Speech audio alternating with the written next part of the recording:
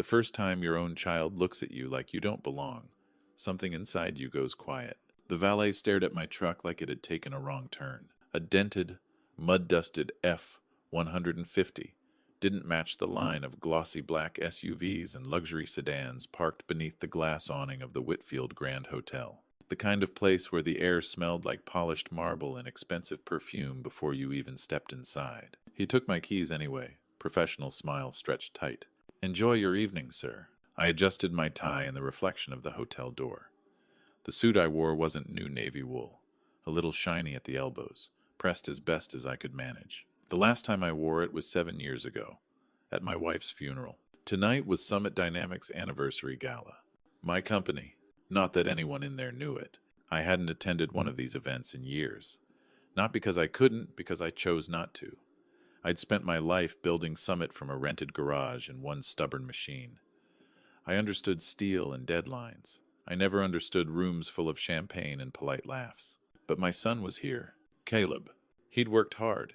He'd climbed.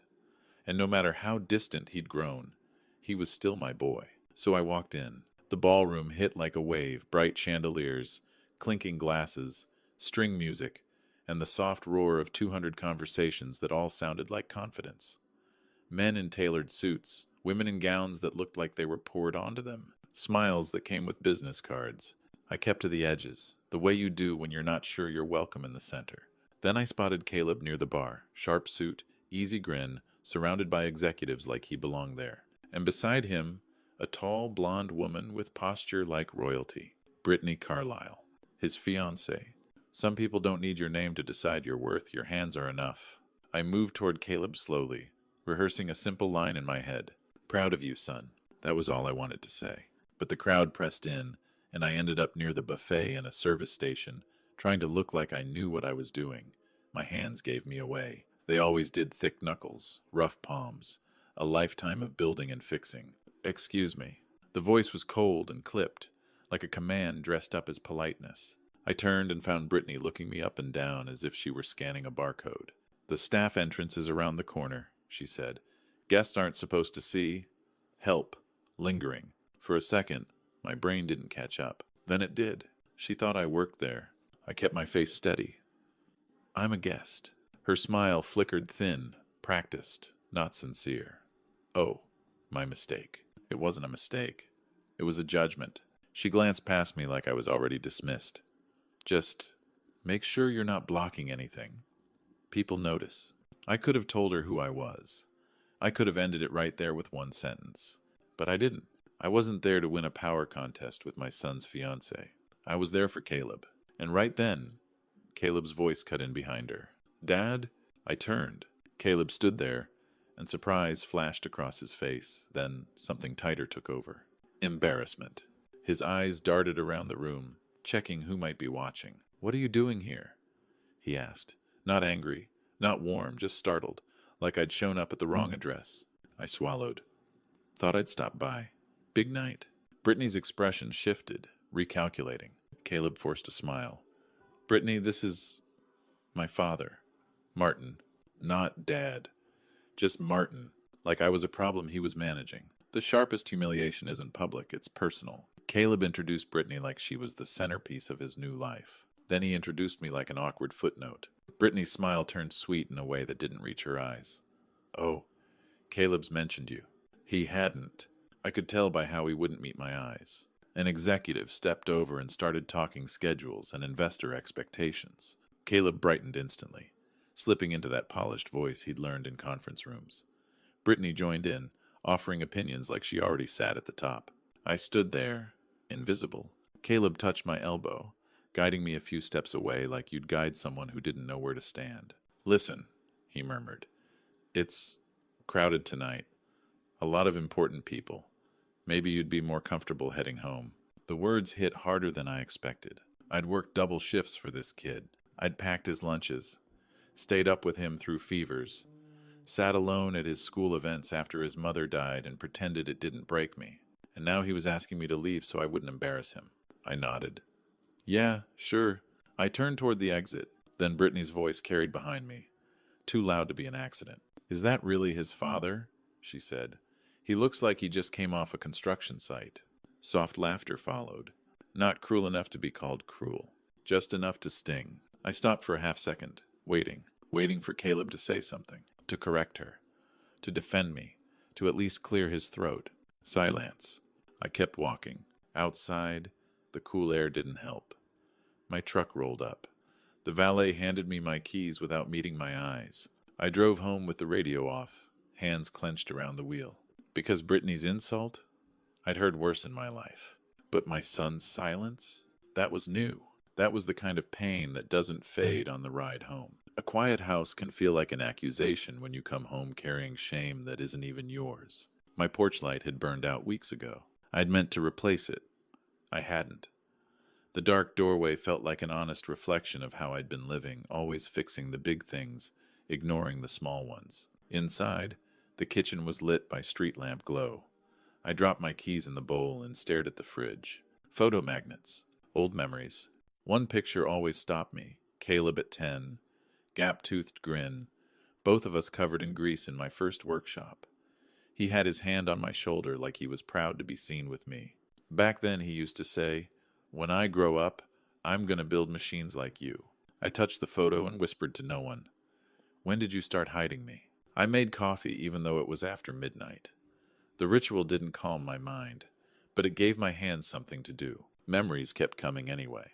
I was 26 when I worked nights at Great Lakes Steel, saving every extra dollar. My wife, Laura, used to count the cash with me at this same table, laughing softly. "You're going to build something," she'd say. "I know it." We married young. Caleb came the next year. I bought a used CNC machine before we could really afford it, rented a small warehouse with cracked floors, and started Summit Dynamics. I was operator, salesman, janitor. Laura worked days and did the books at night. Then the diagnosis. Stage 4. 3 months from hospital room to funeral. Laura was 35 when she died. Caleb was 8. He wore a little suit at the cemetery and refused to cry until later, in the car, when he thought I couldn't hear him. After that, he begged to come to the shop with me so he wouldn't be alone. So he did. He grew up to the sound of machines and the smell of metal. And I grew up into a father who tried to make up for a missing mother by building a future big enough to cover the hole. When your gut says something's wrong, it's usually because your past has trained it to recognize patterns. Brittany's words at the gala replayed in my head, but so did something else, her questions. Not the rude ones, the careful ones. I remembered overhearing her with one of our VPs, asking about our facilities, our contracts, the Phoenix automation patent, the client pipeline. The questions were too precise, too technical, for casual curiosity. It felt like she was mapping us. I tried to tell myself I was being paranoid, but paranoia doesn't usually come with evidence.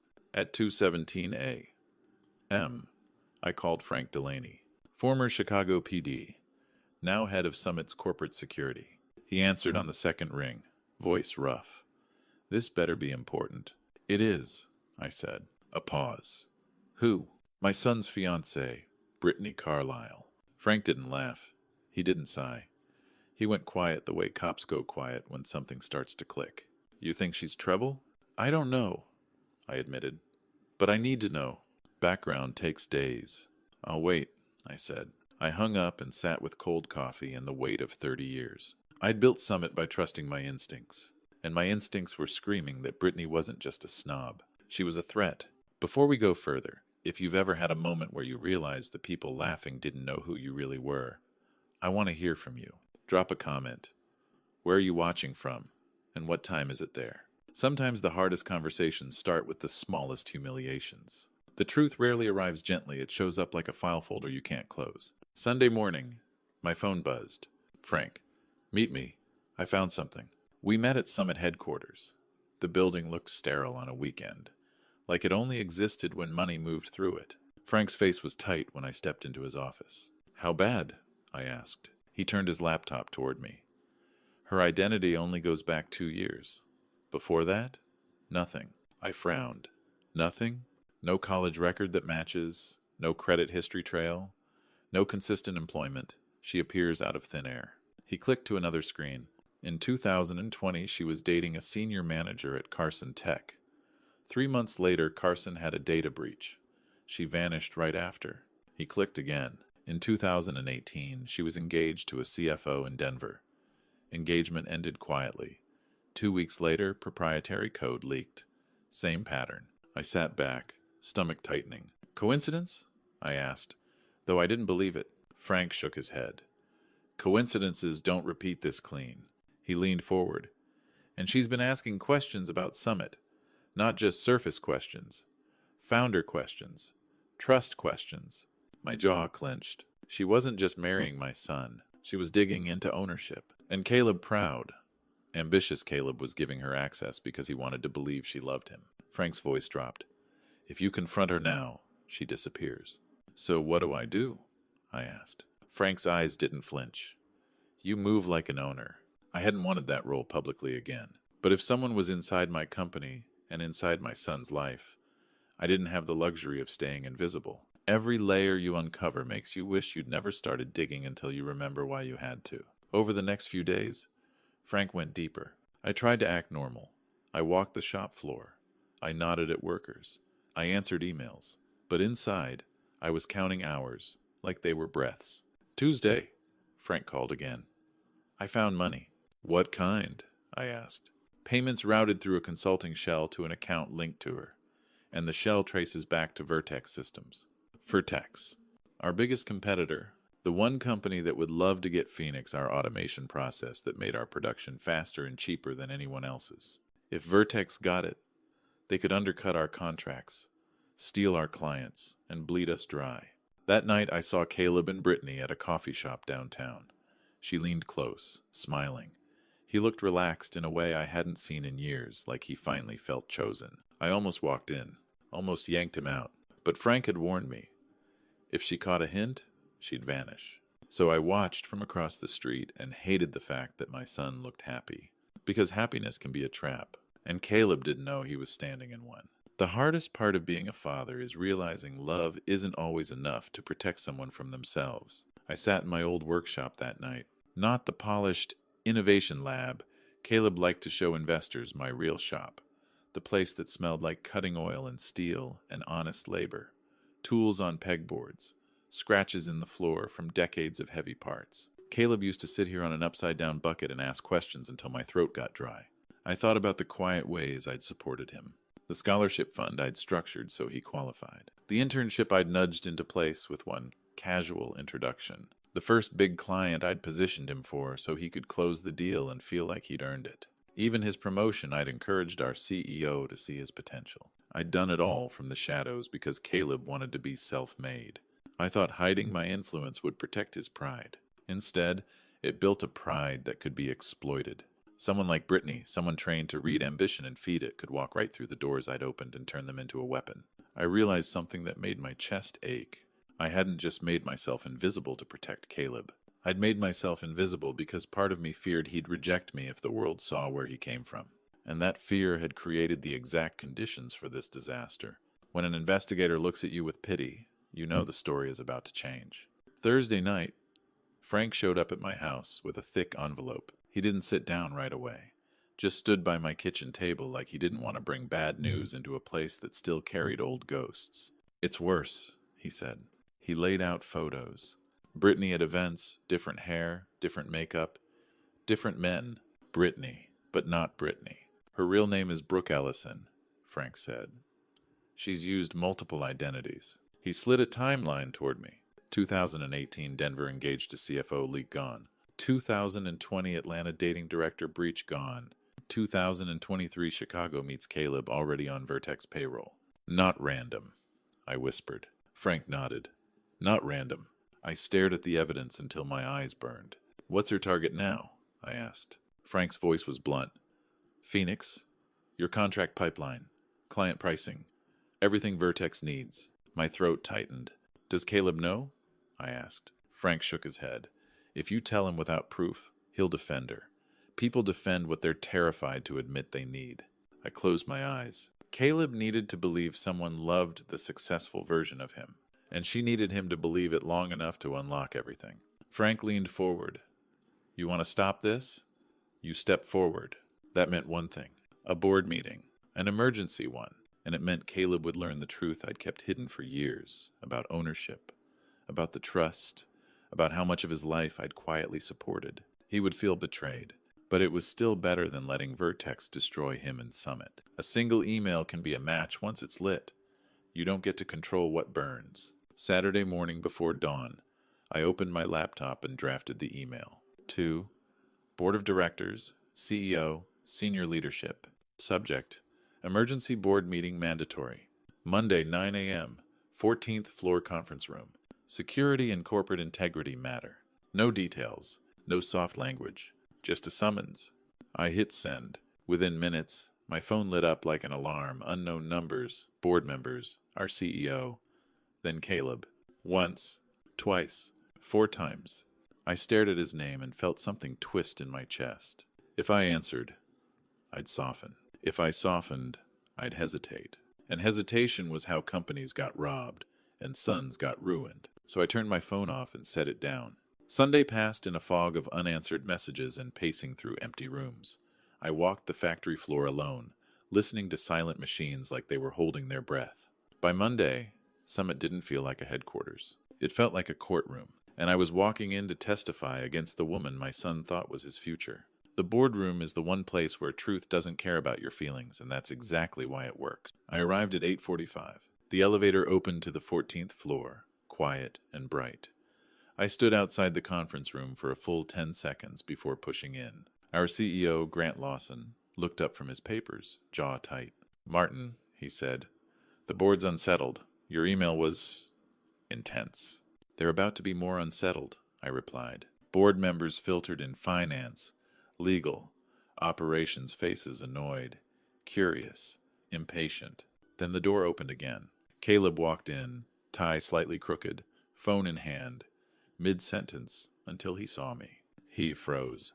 Color drained from his face. "Dad?" he said, loud enough that a few heads turned. "What are you doing here?" I kept my voice calm. "Sit down." Caleb didn't. "You ignored my calls." Grant cleared his throat and stood. "This emergency session has been called by Martin Hart, founder and majority shareholder of Summit Dynamics." Caleb's head snapped toward Grant. "What?" A murmur rolled through the room. Caleb turned to me like I'd become someone else. What is he saying?" I stood. 30 years ago, I began. I started Summit with one used machine and savings from a steel job. I stepped back from public operations 6 years ago, but I never left. I control 72% of Summit through a family trust. The room went silent. Caleb's chair scraped as he stumbled backward.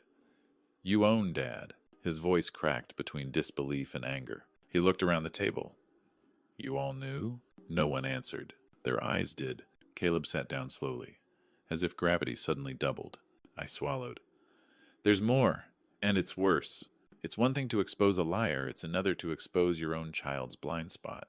The door opened. Frank Delaney stepped in, carrying a folder and a laptop. Caleb stared at him, confused. I nodded at Frank. The screen lit up with a photo. Brittany, only not. Different hair, different name. "This," I said, "is the woman my son plans to marry. Except that's not her real identity." Caleb's face tightened. "This is insane." Frank spoke calmly. "Her legal name is Brooke Ellison. She has multiple confirmed infiltrations. Same pattern, same outcome." A timeline filled the screen, cities, dates, men, breaches, disappearances. Then financial records, shell payments tied to Vertex systems. Grant's expression hardened. Board members leaned in. Caleb shook his head slowly. "You're doing this because she insulted you at a party." I met his eyes. "I'm doing this because she's inside our walls." Caleb's voice rose. "She loves me." Frank slid the folder toward him. "Read." Caleb's hands trembled as he opened it. Photo after photo. Bank transfers. Aliases. Employment gaps that weren't gaps, they were cover. Caleb's breathing turned shallow. He reached for his phone. "I'm calling her." "Don't," I said sharply. He ignored me. His thumb hovered over her name. And then the conference room doors burst open. Security walked in. And between them, Brittany Carlyle, heels clicking, chin lifted, eyes already calculating. The most dangerous people don't panic when caught, they adjust their mask. Brittany's gaze swept the room and landed on Caleb. Instantly her face softened. "Caleb," she breathed. "Thank God. They grabbed me from your office. This is a misunderstanding. Frank didn't blink. Not a misunderstanding. We caught you accessing confidential files. Brittany turned to me, a flicker of surprise crossing her eyes. She hadn't expected me at the head of the table. Frank connected his laptop. Transfer logs appeared, download activity, copied folders, timestamps, Phoenix documentation, client contract summaries, pricing models. Everything Vertex would need to gut us. Brittany smiled tightly. My laptop died. I was emailing myself a file for a presentation. Frank's tone stayed calm. Your laptop is in your car. Battery at 96%. The room tightened. Caleb stepped toward her, shaken. Brittany, tell them it's a mistake. She reached for his arm. Honey, please. Caleb looked from her hand to the screen to the folder in his own grip. His voice cracked. Brooke? Brittany's smile vanished. Her posture straightened. Fine, she snapped. Let's stop pretending. Caleb flinched like he'd been slapped. Yes, she said coldly. I work for Vertex. Yes, I gathered information. And yes, you gave me access. Tears welled in Caleb's eyes. You said you loved me. Brittany's expression softened for half a second, then hardened again. I said a lot of things, she replied. A sound escaped Caleb that wasn't quite a sob, wasn't quite breath. I felt something inside me go cold. Grant stood. Frank, call the FBI. Frank nodded. Already contacted. They're on the way. Brittany's confidence flickered, and then she looked at me and smiled like she'd found a second target. When a predator loses the game, they try to change the rules. So, Brittany said, eyes sharp, you're the one controlling everything. She nodded at the board like she was impressed, hiding while your son played executive. Clever. Caleb's shoulders shook. He stared at the table, as if the wood could tell him what was real. You ruined him, Brittany said, voice turning toward me. You let him believe he earned it. I stepped closer. I hid myself to protect him. She laughed, short and cruel. Protect him? Look at him. We both looked. Caleb was breaking in front of us, tears falling without permission. This isn't protection, Brittany said. This is humiliation. It's humiliation because of what you did, I said, voice low. Not because the truth exists. Caleb lifted his head, eyes red. Was any of it real? He asked her, like a child asking if a nightmare is over. Brittany regarded him like he'd asked the weather. No, she said. It was a job. Caleb's face crumpled. Frank signaled security. They moved in. Brittany didn't resist. But as they guided her out, she leaned close to Caleb and whispered something. Caleb recoiled like she'd burned him. Then she turned back and met my eyes. You should have stayed invisible, she said softly. Now you get to watch him realize everything he believed was a lie. The door closed behind her. The board filed out. Voices hushed. Faces tense. Grant squeezed my shoulder as he left. We'll contain it. Frank lingered, waiting. I shook my head. Leave. And then it was just me and my son in a room too bright, too quiet, with the city staring in through glass. Sometimes the person you save hates you first because hate is easier than grief. Caleb finally spoke. I wish you'd never come to that gala. The words hit like a wrench in my chest. He stood, pacing, voice cracking. 6 years I thought Grant ran this place. 6 years I worked to prove myself. And the whole time, it was you.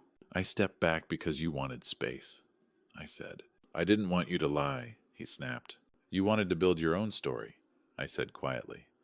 You didn't want people knowing your dad was a steel plant guy with a machine shop. Caleb stopped. His shoulders sagged. Then he whispered, I was ashamed. Hearing it out loud broke something in me, even though I'd known it for years. Caleb stared at me, eyes wet. The scholarship, he said slowly. The Hard Engineering Foundation scholarship, that was you.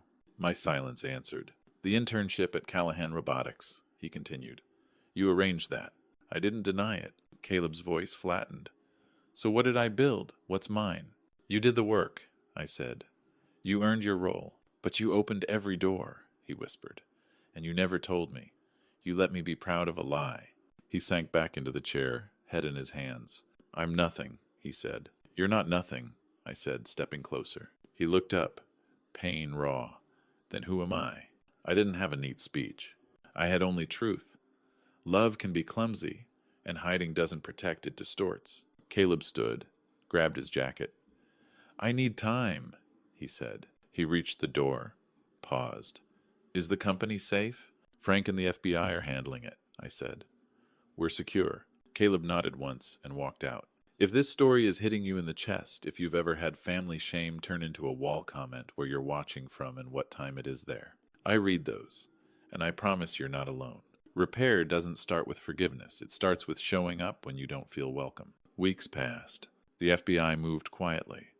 Vertex denied involvement publicly, but evidence doesn't care about press statements. Our systems were locked down. Lawyers did what lawyers do. But none of that mattered as much as the silence from Caleb. I didn't chase him. I wanted to, but chasing was what I'd done for years. Chasing his success. Chasing his comfort. Chasing a version of life where he wouldn't hurt. And it hadn't worked. So I did what I knew. I went back to the floor. I walked the manufacturing bays, checked on machines, asked workers about their kids, their overtime, their injuries. The shop didn't pretend. Steel doesn't lie. Kathleen Ruiz, one of our senior machinists, found me near Bay 6. He's been coming down, she said. I looked up fast. Caleb? She nodded. Twice this week. Not for show. He's talking to people. Tommy's teaching him the lathe. My throat tightened. He say anything about me? Kathleen hesitated. He asked about the early days, about how you built Summit. First time I've ever heard him ask. 2 weeks later, an email arrived. Subject, coffee? From Caleb. He wrote, Dad, I'm in therapy. It's helping. I'm not ready for a big talk. But coffee? Thursday, 3 p.m. Riverside Diner. My hands shook as I typed back, I'll be there. Dad. Thursday felt like waiting for a verdict. Healing sometimes begins with a diner booth and 2 people brave enough to stay seated. The Riverside Diner smelled like fried onions and old coffee comfort disguised as grease. I arrived early and sat by the window. Caleb walked in at 3:06. He looked quieter, stripped down, like someone who'd stopped performing. He slid into the booth across from me. Hey, he said. Hey, I replied. Silence sat between us, heavy but not hostile. Finally, he said, I've been helping the FBI. That took courage, I said. He shook his head. It took me stopping the running. He stared at his coffee. My therapist says I use shame like armor. If I rejected where I came from first, it couldn't reject me. He looked up, eyes steady. I'm sorry, he said. For that night, for the years before, for being ashamed of you. My throat tightened. You don't have to. I do, he interrupted softly. Because you protected me, and I treated it like something dirty. The waitress set down coconut cream pie, and Caleb's mouth twitched into a small smile. You remembered? Of course, I said. He picked at the crust. I've been working on the floor, he said. Tommy's teaching me. I smiled. Real. Good. Caleb's eyes glistened. I thought that world made me small, he admitted. Turns out that's where real strength is. Outside, wind tapped the glass. When we stood to leave, Caleb hesitated, then hugged me quick, stiff, but real. Thanks, he said. That's the job, I replied. He stepped back. Same time next week? Hope rose like sunrise. I'd like that. The sweetest revenge isn't watching the villain fall, it's watching your family stand back up. Thursday coffees became a rhythm. Not dramatic, not cinematic, just steady. Some weeks we talked about work. Some weeks we talked about Laura. Some weeks we sat in silence that didn't feel like punishment anymore. Caleb started telling the truth at Summit. Not as a confession, but as a foundation. He stopped pretending he was self-made. He started saying, my dad showed me what work looks like. He mentored younger engineers differently too, less arrogance, more honesty. One afternoon, Grant told me quietly, he's changing. I nodded. He's becoming. Employee Appreciation Day arrived in spring. Folding tables, grill smoke, families, laughter, blue-collar and white-collar mixing without pretending they were different species. Caleb stood at the grill in jeans, flipping burgers with Tommy. Tommy told the duct tape story how I kept a press running through winter and saved jobs when corporate wanted to shut a line down. Caleb blinked. I never knew that. Tommy laughed. Your old man's a legend. Later, Caleb walked over and handed me a bottle of water. Hydrate, he said, grinning. Therapy advice. I chuckled. Good advice. He leaned on the railing. I used to think stories like that made me look small, he said. Now I think they're the best stories we have. A young engineer approached, nervous. Caleb waved him over. Carlos, Caleb said, voice clear. Meet my father, Martin Hart. He started Summit 30 years ago. No hesitation. No embarrassment. Carlos's eyes widened. That's incredible. Caleb smiled. Nobody does it alone, he said, and I realized the thing I'd wanted for years wasn't applause. It was this, my son standing beside me. When your child fixes something small you ignored for years, it can feel like forgiveness without words. A week later, Caleb showed up at my house with a toolbox. I raised an eyebrow. What's that for? He pointed at my dead porch light. You never replaced it. I laughed. Been meaning to. He climbed a ladder, screwed in a new bulb, and flicked the switch. Warm light spilled onto the porch. Caleb stepped down and smiled. Better. I stared at the light longer than I should have. It wasn't just a bulb. It was proof my son wasn't running away anymore. We sat on the porch with iced tea, listening to crickets. Caleb stared at his glass. You ever regret stepping into the light? He asked. I thought about the Gala Brittany's voice, the laughter, Caleb's silence. Then I looked at Caleb, real Caleb, not the performance. No, I said, because I got you back. His throat bobbed. Good, he whispered. We didn't erase the past, but we stopped letting it control us. And I learned something I wish I'd understood earlier. Protection isn't invisibility. Protection is truth, even when it hurts. Hook. If you're ashamed of your roots, you're not protecting yourself. You're handing someone else the power to use you. I'm telling you this because I thought hiding was love. I thought if I stayed invisible, my son could shine without carrying my rough edges. But hiding didn't protect him. It taught him shame. And shame made him vulnerable to someone who knew how to weaponize pride. Brittany Brooke, whatever name she used, she didn't just try to steal from Summit. She tried to steal my son's identity. She almost succeeded. What saved him wasn't my money or my power. It was truth. Painful truth. Public truth. The kind that makes you look at your life and ask, who am I? Without the lie. Caleb is still doing the work. Therapy. Humility. Learning the floor. Learning himself. And I'm doing mine too, learning not to disappear. Learning to let love be seen. If you're listening right now and you've been hiding where you came from or hiding yourself to protect someone, hear me. Your roots aren't a weakness. They're your foundation. The calloused hands, the long shifts, the duct tape solutions. Those are not reasons to be ashamed. They're proof you came from something real. And real beats shiny every time. Before you go, drop a comment and tell me where you're watching from and what time it is there. Because somewhere out there, another father is swallowing pain in silence, and another son is pretending he doesn't need the place he came from. My name is Martin Hart, father, founder, and a man who learned too late that love shouldn't live in the shadows. Now neither of us is invisible, and for the first time in a long time, that feels like freedom.